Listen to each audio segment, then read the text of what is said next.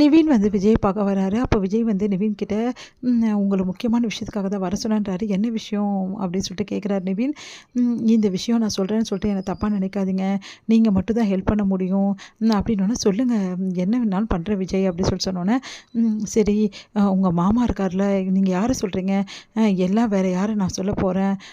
எல்லாம் வந்து அந்த பசுபதி தான் அப்படின்னோடனே பசுபதி என் மாமான்னு சொல்லவே சொல்லாதீங்க. அந்த ஆளை பார்த்தாவே கோவமாக வருதுன்னொன்னே சரி சொல்லுங்கள் என்ன விஷயம் அப்படின்னோடனே இங்கே பாருங்கள் உங்கள் மாமாவை எப்படியாவது வந்து நம்ம டேக் பண்ணோன்னா உங்களால் ஒருத்தரால் தான் முடியும் அப்படின்றாங்க.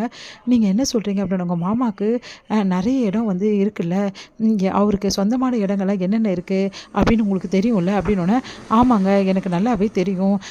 அவருக்கு நிறைய இடத்துல வந்து பங்களா இருக்குது, அதே மாதிரி நிறைய கெஸ்ட் ஹவுஸும் இங்கே இருக்குது. அந்த விஷயங்கள் எனக்கு அங்கெல்லாம் பதுங்கி இருக்கலாம்ல அவர் கண்டிப்பாக. ஆமாம் கண்டிப்பாக அங்கே இருக்க முடியும் அப்படின்னு சொல்கிறாரு. சரி அங்கங்கே எங்கே இருக்குது ஏது இருக்குது அவர் எங்கே இருக்காருன்னு சொல்லிட்டு எனக்கு ஏதாவது ஒன்று க்ளூ வந்து நீங்கள் கண்டுபிடிக்க முடியுமா அப்படின்னோடனே உடனே யோசிக்கிறாரு. அது வந்து யோசிச்சு பாருங்கள் எங்கேயாவது இருப்பாரா, இல்லை அவர் எங்கே இருப்பாருன்னு சொல்லிட்டு உங்களுக்கு ஏதாவது அபிப்பிராயம் இருக்கா? உங்கள் அம்மாவுக்கு தெரிஞ்சிருக்குமான்னொன்னே கண்டிப்பாக எங்கள் அம்மாவுக்கு தெரிஞ்சுக்க சான்சஸ் நிறைய இருக்குது, அதனால் என் அம்மாவை நான் கேட்டு பார்க்குறேன் அப்படின்னோடனே கண்டிப்பாக கேட்டு பார்ப்பீங்களா? சரி என் அம்மாக்கிட்ட எப்படியாவது பேசி இந்த உண்மையை நான் வர வைக்கிறேன்.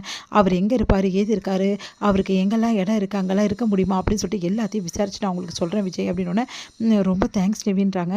இதில் என்னங்க இருக்குது நான் பார்த்துக்கிறேன் இருங்க ஒரு நிமிஷம் நான் விசாரிக்கிறேன் அப்படின்னு சொல்லிட்டு அவங்க அம்மாவுக்கு கால் பண்ணி நிறைய விஷயங்கள் வந்து எப்படிமா இருக்க ஏது இருக்குமா பேசிட்டு வந்து அவர் எங்கே இருக்கார் ஏது இருக்கான்னு சொல்லிட்டு அப்படியே வந்து சைடாக வந்து பேசி விசாரிக்கிறாரு.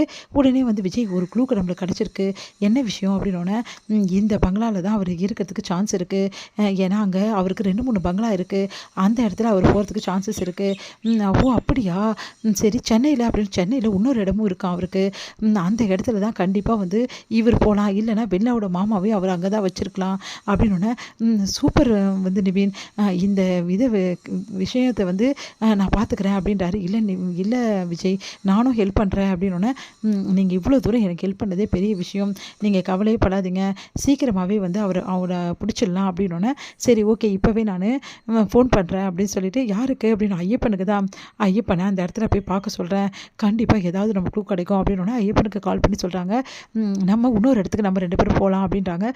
சரி இல்லை நீங்கள் வர வேணாம் நான் மட்டும் போகிறேன், இல்லை நானும் வருவேன் அப்படி சொல்லிட்டு மீன் சரி ஓகே நீங்களும் வாங்க அப்படின்னு சொல்லிட்டு விஜய் சொல்கிறாரு. ஐயப்பன் கிட்ட ஒரு அட்ரஸ் நான் அனுப்பிச்சி ஒரு ஐயப்பன் நீங்கள் அந்த இடத்துக்கு போய் பாருங்கள், ஆனால் ரொம்ப கேர்ஃபுல்லாக இருங்க, ஏன்னா என்ன வேணாலும் நடக்கலாம், ஏதாவது பிரச்சனைனா உடனே போலீஸ்க்கு இன்ஃபார்ம் பண்ணிவிடுங்க அப்படின்னா சரிங்க அப்படின்னு சொல்லிட்டு சொல்கிறாரு ஐயப்பன்.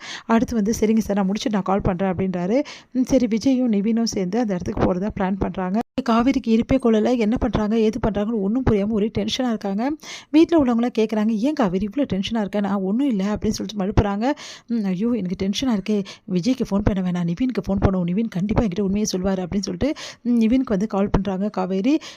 நிவின் அப்படின்னோடனே சொல்லு காவேரி அப்படின்றாங்க, ரொம்ப முக்கியமான விஷயத்தை பற்றி பேசணும், நீங்கள் விஜய் கூட இருக்கீங்களா அப்படின்னோடனே ஆமாம் காவேரி விஜய் கூட தான் இருக்கேன், இங்கே பாருங்கள் உண்மையை சொல்லுங்கள் அப்படின்னு விஜய் வந்து இங்கே சைகை காட்டுற சொல்லாதன்றாரு.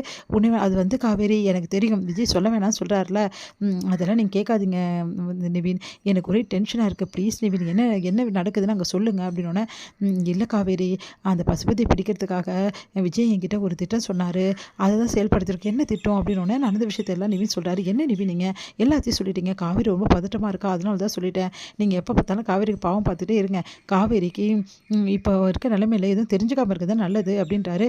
வேறு என்ன பண்ணுறது அவர் டென்ஷனாக இருக்கா அதனால தான் சொல்லிட்டேன், சரி விடுங்க, இப்போ விஜய்கிட்ட கொடுங்க ஃபோனை, ஏங்க இப்படிலாம் பண்ணுறீங்க, ஒரு வேளை அவங்க அம்மா வந்து பெரிய பிரச்சனை பண்ணால் என்ன பண்ணுறது, இந்த விஷயம் அவங்க அம்மா மூலமாக தான் தெரிஞ்சுதுன்னு நிவினுக்கு வந்து தெரிஞ்சுது, நிவின் மூலமாக தான் உங்களுக்கு தெரிஞ்சதுன்னு நினச்சா ஒரே பிரச்சனை பண்ணுவாங்களே அவங்க அம்மா அப்படின்னோடனே அதெல்லாம் பார்த்துக்கலாம் காவேரி, அதெல்லாம் யோசிச்சுட்டு இருந்தா அந்த பசுபதியையும் பிடிக்க முடியாது வெள்ளாவோட மாமாவையும் பிடிக்க முடியாது, அதனால் 2 பேரையும் பிடிக்கணும்னா இந்த வழி தான் கரெக்டு, நாங்கள் பார் சீக்கிரமாகவே 2 பேரையும் பிடிச்சி என்ன விஷயம் ஏது விஷயம்னு வந்து விசாரித்து எப்படியாவது வந்து இந்த உண்மை வெளியே வர வைப்போம், நீ கவலைப்படாத, இதுக்கு ஒரு முடிவு கட்டணும், இப்படியே நான் ஒழிஞ்சிட்டே இருக்க முடியுமா சொல்லு காவேரி, எனக்கு இதெல்லாம் பிடிக்கல காவேரி ஒழிஞ்சிட்டு இருக்குது அப்படின்றாரு.